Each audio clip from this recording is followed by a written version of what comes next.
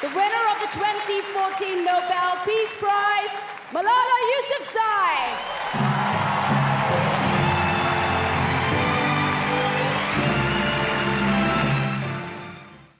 The world is failing 130 million girls by denying education. In the time it takes to finish this video, about 8 girls under the age of 15 will have given birth, mostly in the world's poorest countries, and many will never go back to school. If we want to hit our economic objectives for development, for peace and security, climate change, it can be done if girls are in school and learning. Julia Gillard, former Australian Prime Minister. Malala Yousafzai is an extraordinary individual who has shown so many people just how much knowledge can change the world. Her journey is truly remarkable, from standing up to girls' education in Pakistan to becoming the youngest ever Nobel Peace Prize winner. Through her struggles, Malala has taught so many that education is not only a fundamental right, but also a powerful tool that can empower individuals, communities, and even entire nations. Through her inspiring story, you'll come to understand just how powerful education can be in transforming lives and communities. You'll learn how the importance of standing up for what you believe in, even in the face of adversity. You'll see how knowledge truly is power and how it can untap your potential. Welcome to Untapping Your Potential, where we will share with you motivational stories, motivational figures, comeback stories, and public speaking tips that will keep it growing and inspire you to take action. Malala Yousafzai was born on July 12, 1997 in Mingora, Pakistan.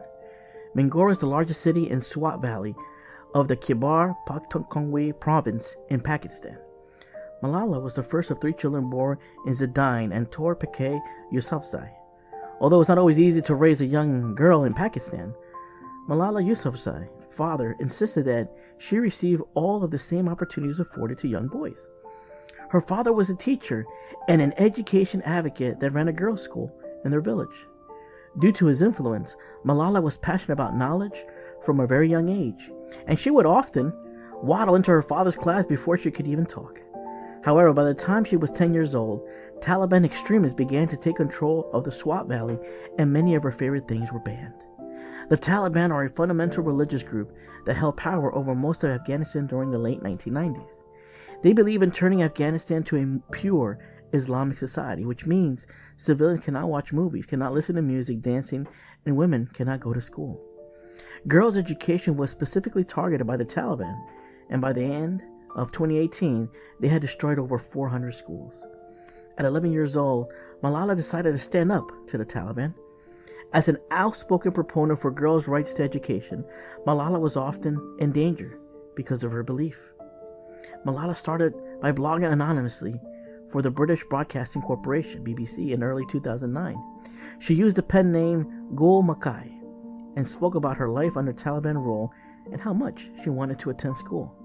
Her first BBC diary entry, entitled "I Am Afraid," detailed her nightmares about a full-blown war in her hometown. Her nightmares started to become reality as Malala and her family were soon forced to leave their home due to the rising tensions between Pakistan and the Taliban. This did not stop Malala from advocating for her right to attend school. Over the next few years, she and her father began speaking out on behalf of girls' education in the media. They campaigned for Pakistan girls' access to a free, quality education. By 2011, Malala was nominated for the International Children's Peace Prize, and although she did not win, that same year she earned Pakistan National Youth Peace Prize. Malala was now a household name. However, this also made her a target. On October 9th, 2012, 15-year-old Malala was on a bus returning from school with her friends. 2 members of the Taliban stopped the bus and asked, "Who is Malala?" When they identified her, they shot her in the head. She was bleeding and in grave condition.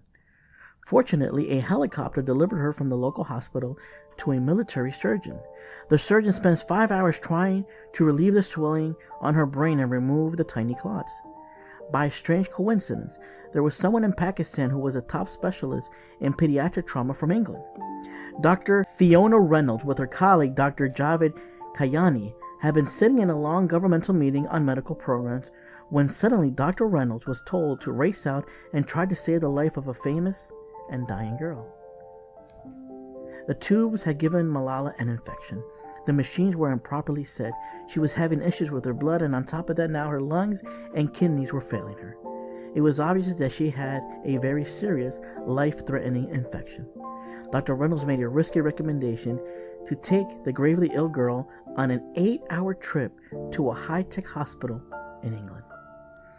The Emir of the United Arab Emirates sends one of his royal planes outfitted as a hospital, a state-of-the-art intensive care unit. And for the entire 8-hour flight to England, Dr. Reynolds and Dr. Kayani kept Malala alive. They also have noticed something else that defies possibility. The bullet took a path that simply cannot be believed. The bullet was directly heading towards her brain, but her bones turned out to be so strong and curved, it forced the bullet to ricochet away and instead smashes her eardrums, severs the nerve in her face, and hits her shoulder. Her friend explained, that the bullet had entered through the side of my left thigh where there was a scar, traveled 8 inches down to my left shoulder, and stopped there. It could have taken out my eye or gone into my brain. It was a miracle I was alive. Malala Yousafzai. After 10 days in a medically induced coma, Malala woke up in a hospital in Birmingham, England. She had suffered no major brain damage, but the left side of her face was paralyzed, and she would require many reparative surgeries and rehabilitations. After months of medical treatment, Malala was able to return to her family that now lived in England. In March 2013, Malala began attending school in Birmingham, and although she was now able to attend school in England, she decided to keep fighting until every girl could go to school. On her 16th birthday, Malala spoke at the United Nations in New York. That same year, she published her autobiography entitled, I Am Malala, the girl who stood up for education and was shot by the Taliban. She was awarded the Sakharov Prize for Freedom and Thought by the European Parliament for her activism. In 2014, Malala and her father established the Malala Fund to internationally support and advocate for women and girls. Through her charity, she met with Syrian refugees in Jordan, young women students in Kenya, and spoke out in Nigeria against the terrorist group Boko Haram that abducted young girls to stop them from going to school. On December of 2014, Malala was awarded the Nobel Peace Prize for her work. At age 17, she became the youngest person to be named a Nobel laureate. Since then, Malala has continued to advocate for the rights of women and girls. The Malala Fund advocates for quality education for all girls by funding education projects internationally, partnering with global leaders and local advocates, and pioneering innovative strategies to empower young women. Last 2021, the Nobel laureate Malala Yousafzai graduated in philosophy, politics, and economics from the University of Oxford, London. And then just recently, on March 9, 2023, Malala became one of the keynote speakers at the Qualtrics X4 Summit, where she spoke about dismantling inequality, the power of developing women leaders. In her speech, she noted how critical it was that she had her father's support in her journey. That's the time when I realized that my voice was important, regardless of my age, gender, background. I started building that confidence from that time. It is really your parents, teachers, elders, or mentors who can influence you in finding that confidence and that belief in yourself. Despite facing numerous challenges and dangers, she stood up for what she believed in and fought for the right to education for girls in her native Pakistan. Here are some important lessons you can learn from Malala's remarkable journey. First, Malala's unwavering commitment to doing the right thing. Even in the face of opposition and danger, it is truly remarkable. She stood up for what she believed in, despite the risk to her own life, and continued to advocate for girls' education even after surviving a near-fatal attack by the Taliban. If you're being pressured to do something that goes against your values or beliefs, don't be afraid to say no and stand your ground. It takes courage to go against the crowd, but it's always the right thing to do. Don't be afraid. If you are afraid, you can't move forward. Malala had also emphasized the importance of education as a tool for social change, as an important reminder of the transformative power of knowledge. She recognized early on that education was the key of breaking the cycle of poverty and oppression in her community, and used her own education as a platform to advocate for change. Whether you plan to pursue higher education or enter the workforce after graduation, having a strong academic background can give you an advantage in achieving your goals. You can land your dream job, you can learn a new skill, or you can be the next Nobel Peace Prize winner. One child, one teacher, one pen, and one book can change the world. Finally, Malala's message that one person can make a difference is an important reminder that every individual has the power to affect positive change in this world. She never let the fear of failure or threat of danger hold her back. She used her education and her voice to advocate for change and inspire others to do the same. You too can use your voice and your knowledge to make a difference in your community and beyond.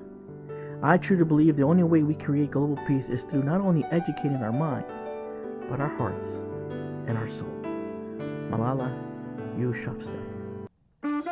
Thanks for watching this video. How would you like to hear more motivational stories on a consistent basis? Do me a favor, support the channel by sharing, comment below, and please make sure to like and hit that subscribe button to get the latest updates. Soon you will be on your way to